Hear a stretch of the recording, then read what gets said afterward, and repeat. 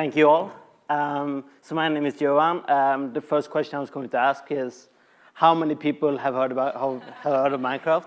But it seems to be like almost all of you, which is great because then I don't have to stand here and talk about Minecraft, which you already know everything about.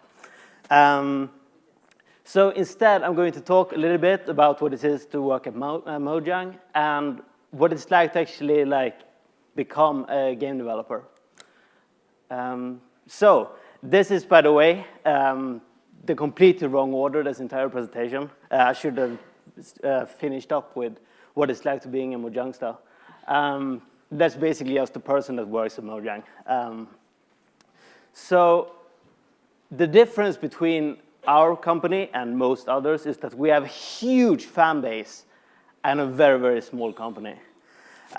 We have two major games at the moment, Scrolls and Minecraft, and Minecraft is just, it's not like games are supposed to be.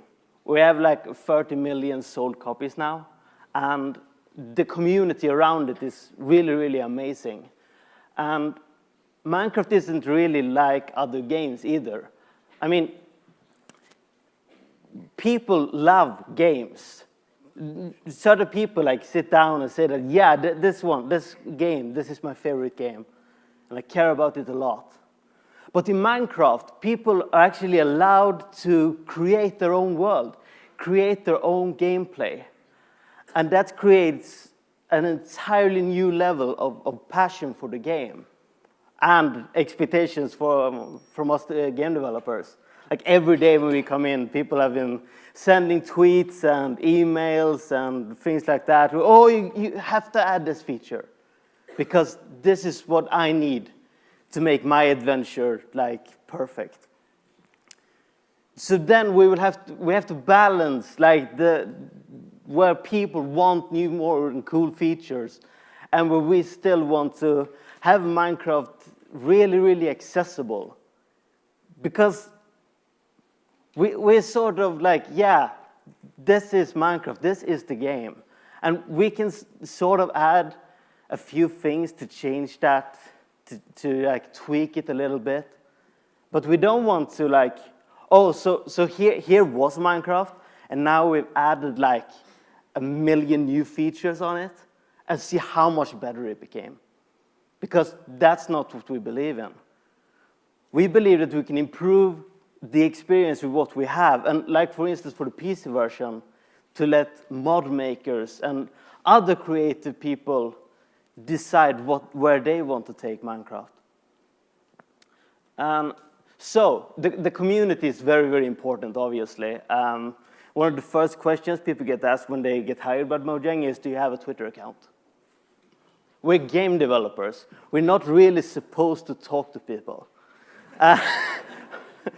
And most of us are terrible at it. I mean, okay, so I have a Twitter account and 150,000 people follows me. And I'm terrible at Twitter.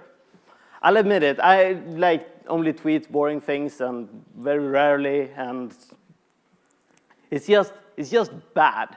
But it is a way for us to actually communicate with our community. Now, you can't communicate with 150,000 people. There's just no way to do that. But we do get some feedback, and we do listen on what people are saying, even though we don't respond to everything that people say. Another very important thing is that we try to keep the teams that works on the different games small. Now, a lot of people ask you, well, why don't you just hire 50 people to work on Minecraft? Then that one single feature that I want will be added immediately. And then I can play Minecraft forever, and you can create Minecraft 2 or 3 or 4 or something like that. And an entirely new generation will probably play those games, but I'll stick with the regular Minecraft. The really small teams is what gives the games their personality. The fact that every single person involved with the projects is able to put their souls into the game is very, very important to us. We also don't have a lot of different projects running at once, which is kind of nice because then our studio doesn't like several hundred people working at the same place. So everyone can give feedback on basically everything, which is pretty nice. But other than that, we're actually kind of a lot like a regular game studio. I mean, we have milestones, or at least things that we want to do. We basically do some of the planning that regular game studios does as well. Of course, we have a lot more financial stability than most other game studios have. But that doesn't mean that we're not like working in the same way that other people are. And I think that's very important to remember. Like, we are a game development company first. And then we do all of these other like fun things, like having Minecons and get-togethers and having all people play. And that's great. That's fun. And that was very important to the community. It isn't really anymore because now there are like Zeppelin and other YouTubers who have like 1 million more fans than any of us do. But I do think that it's very important that we can focus on building the game, and then the other people do like all of these community things that we can sort of outsource to people a lot better on camera than we are. So I'm going to start by talking a little bit about how I came into the game industry. So the people who are in the game industry now, most of them like started really getting into computer games in the 90s. And that's not my thing. I started very, very late.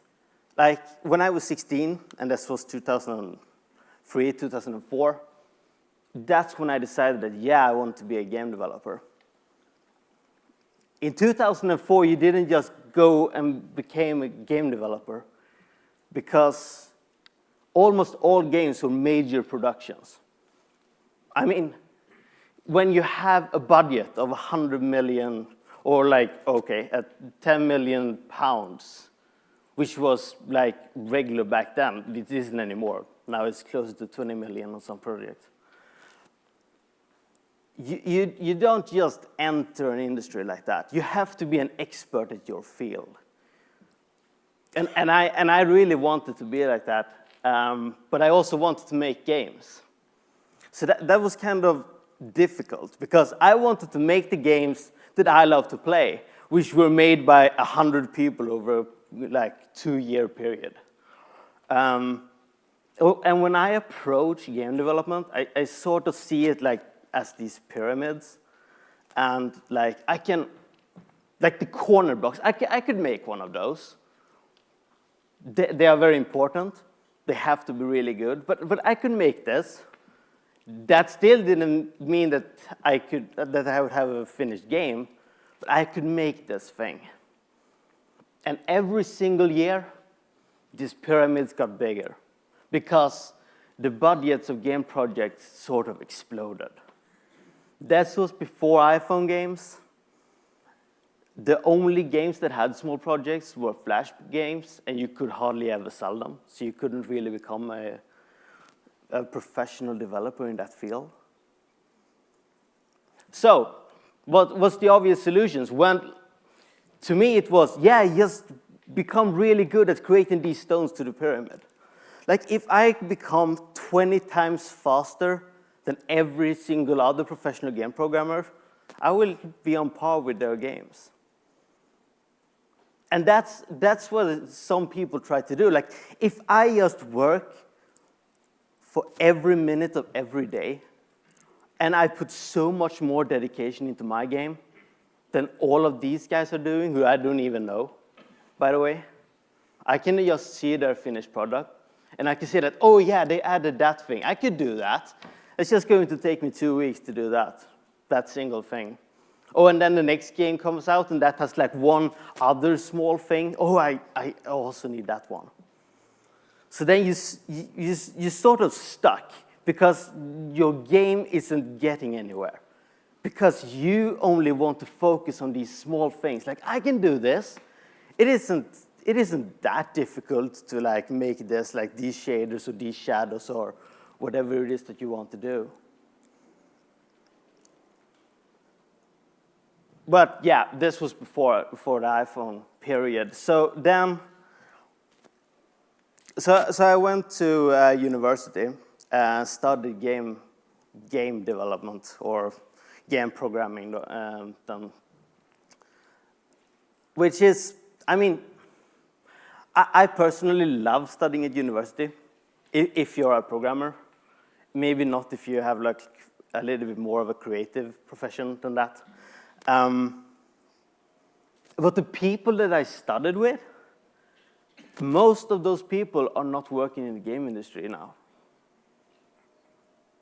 And the problem was that we knew that when we were studying there. Like, yeah, most of us is not going to find jobs in the industry that we want to. So people created these teams. So they were like, oh yeah, we have some guys over here that is going to work on a game project. And some of these teams were like successful. And because they knew each other and because they teamed up with other good people, yeah, then they're now game developers. And other people who formed other teams who weren't as successful or didn't team up with the right people, they're not game developers now.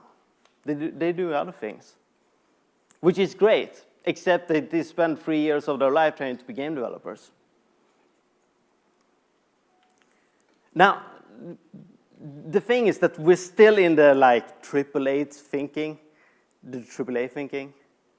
Every game needs to be huge. And every game needs to be better than every other game ever made. That's at least how I saw gaming.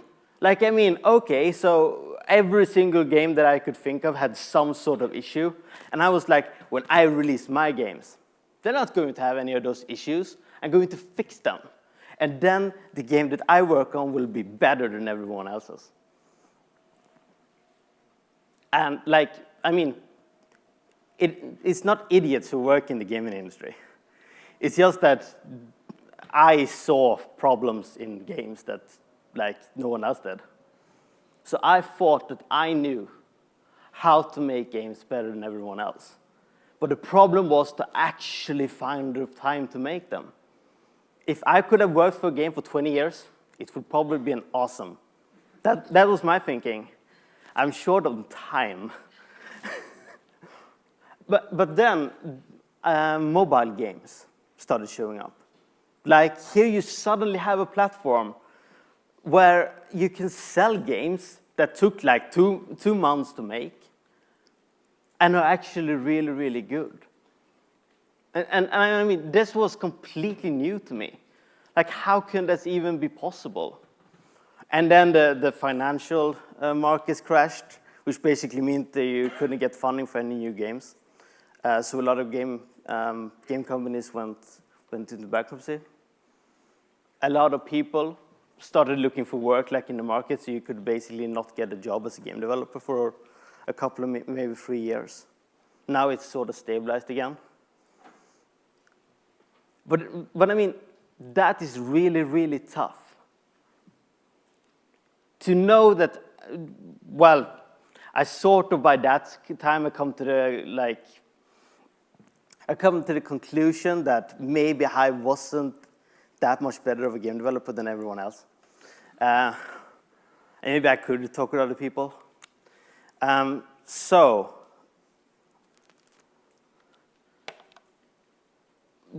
this like thing that's, oh, you're really a game developer? Like, what does that even mean?